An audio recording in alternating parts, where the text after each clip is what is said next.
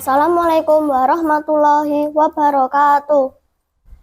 Innal hamdalillah wassalatu wassalamu ala Rasulillah Sayyidina Muhammad ibni Abdillah wa ala alihi wahbihi wa mawalah.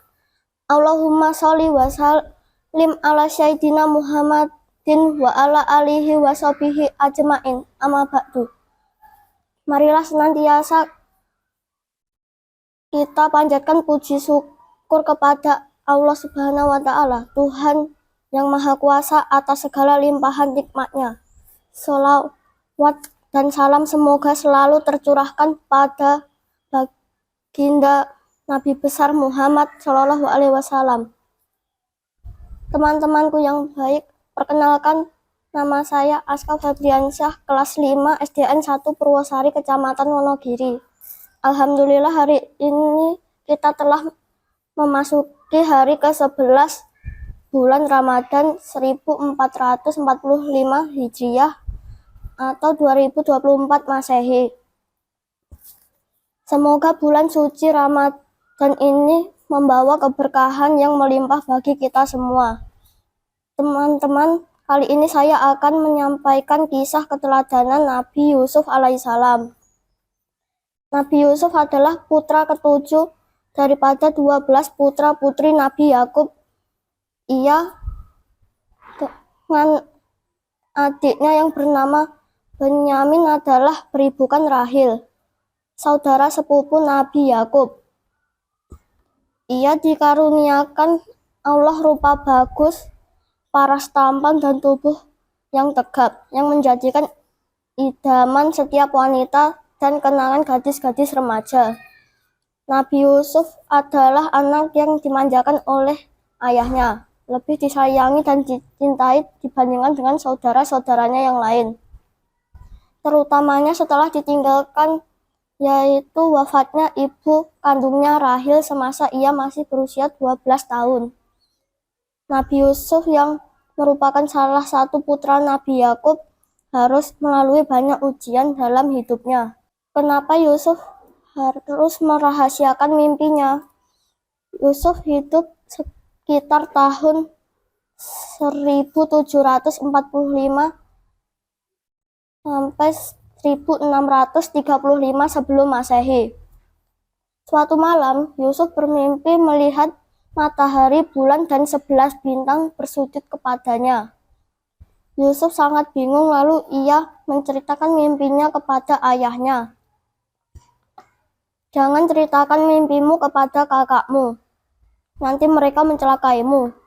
Engkau akan menjadi manusia yang istimewa. Begitu pesan Yakub kepada Yusuf. Setelah Bunda Rahil meninggal, Yakub lebih mengutamakan dan menyayangi Yusuf, sehingga semua kakak Yusuf cemburu dan merasa diperlakukan tidak adil oleh ayahnya. Hanya Benyamin, adik kandungnya, yang tidak cemburu pada Yusuf. Apa Yusuf bisa selamat dari dalam sumur? Awalnya Yusuf akan dicelakakan sampai meninggal. Untungnya ada Yahuza, kakak keempat Yusuf, yang masih menaruh belas kasihan pada Yusuf. Sesuai rencana, ke-10 kakak Yusuf mengajaknya berlomba lari, hingga sampai di suatu tempat yang jauh. Sesuai saran Yahuza, mereka membuang Yusuf ke dalam sumur yang terletak di persimpangan jalan tempat khalifah-khalifah dagang dan para musafir beristirahat. Dia tidak akan mati. Nanti akan ada khalifah yang menemukannya, ujar Yahuza kepada kakak-kakaknya. Mereka kemudian melaporkan kepada ayahanda Yakub bahwa Yusuf telah dimakan serigala. Dengan sedih Yakub menangis, ia amat kehilangan Yusuf. Namun hati kecilnya mengatakan Yusuf masih hidup dan dilindungi Allah Subhanahu wa Ta'ala. Siapa yang menyelamatkan Yusuf? Yusuf ditemukan oleh rombongan pedagang ketika tiba sumur yang mereka angkat digantungi oleh Yusuf. Lalu mereka menjual Yusuf kepada Kinfir al-Aziz, seorang raja Mesir. Dengan penuh kasih sayang, Kinfir membesarkan Yusuf hingga tumbuh menjadi pemuda yang tampan. Namun istri Kinfir bernama Zulaika diam-diam menaruh hati kepada Yusuf. Yusuf yang teguh keimanannya tidak pernah tergoda bujuk rayu Zulaika. Karena tidak pernah bisa menggoda Yusuf, akhirnya Zulaika kesal dan memfitnah Yusuf. Kenapa Yusuf dipenjara? Untuk memfitnah Yusuf, Zulaika melaporkan kepada suaminya kalau Yusuf telah menggodanya. Meski tak pernah bersalah, Yusuf kemudian dipenjara. Saat dipenjara itulah Allah Subhanahu wa Ta'ala mengangkat Yusuf menjadi nabi pada tahun 1715 sebelum Masehi. Yusuf ditugaskan berdakwah kepada kaum Kan'an dan Hikos di Mesir. Teman-teman, Yusuf pandai menafsirkan mimpi dan berwajah amat rupawan. Suatu malam, raja bermimpi yang sama berkali-kali. Raja bermimpi melihat 7 ekor sapi kurus memakan 7 ekor sapi gemuk. Raja juga bermimpi melihat 7 butir gandum hijau dan 7 butir gandum kering. Hanya Yusuf yang bisa mensifkan arti mimpi itu.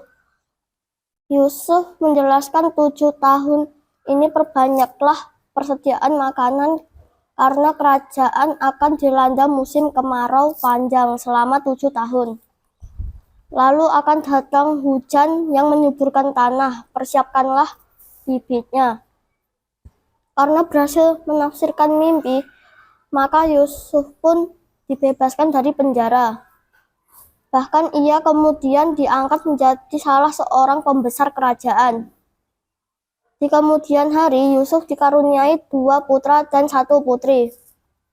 Teman-teman, setelah Yusuf alaihissalam menyadari bahwa nikmat yang diberikan Allah Subhanahu wa Ta'ala kepadanya telah sempurna, yakni menjadi nabi dengan dirinya yang telah berkumpul lagi dengan keluarganya serta menjadi penguasa Mesir.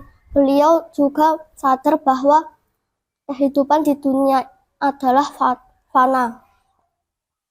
Maka dari itu Yusuf alaihissalam memohon kepada Allah Subhanahu wa Ta'ala agar diwafatkan dalam keadaan memeluk Islam dan berharap kelak dipertemukan dengan hamba-hambanya yang soleh. Demikianlah teman-teman akhir kisah Nabi Yusuf alaihissalam. Hikmah yang dapat kita petik dari kisah ini antara lain: 1. Salah satu hikmah yang bisa diambil dari kisah Nabi Yusuf adalah kerendahan hatinya. Terlahir dengan paras yang tampan tidak membuat Nabi Yusuf sombong atas ketampanannya. Nabi Yusuf tidak pernah membanggakan dirinya atas ketampanannya yang Allah anugerahkan. Kerendahan hati Nabi Yusuf jadi pelajaran penting bagi kaum lelaki, bahwa ketampanan bukanlah segalanya, justru keimananlah yang paling penting di mata Allah. Nabi Yusuf mampu menjaga dan memelihara hawa nafsu. Beliau memiliki pengendalian diri yang bagus, sehingga tidak terjerat dengan bujuk rayu setan yang dapat membawanya ke jurang dosa. Alih-alih menanggapi godaan para wanita, Nabi Yusuf justru fokus kepada keimanannya terhadap Allah. Beliau terus berbuat baik dan menghindari hal-hal yang bisa mendatangkan murka dari Allah. 3. Nabi Yusuf tidak menyimpan dendam kepada saudara. Meskipun mengalami kesulitan, Nabi Yusuf tak pernah sekalipun menyimpan dendam kepada saudara-saudaranya. Nabi Yusuf tetap bersikap baik dan memaafkan kesalahan mereka. 4. Meski cobaan datang silih berganti, Nabi Yusuf tak pernah pantang menyerah. Beliau terus menambah keimanannya dan bertawakal kepada Allah. Wassalamualaikum warahmatullahi wabarakatuh.